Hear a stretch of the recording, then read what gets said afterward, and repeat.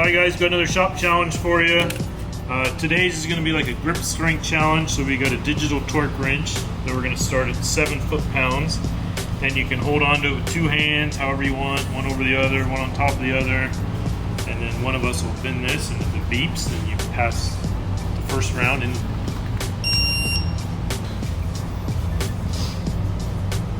oh, well, He had to go. that was working good. No grip. Yeah, close. I put one down. Probably be pretty easy. I don't have any in this hand anymore. Blocks all day. Anything going on? I know.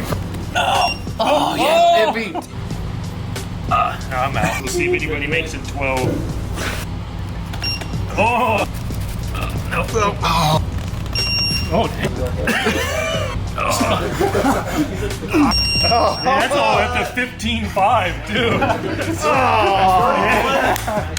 Yeah. All right, Eldon, get a Speedtech banner. Finally, I won. Finally won something. All right, thanks guys for watching.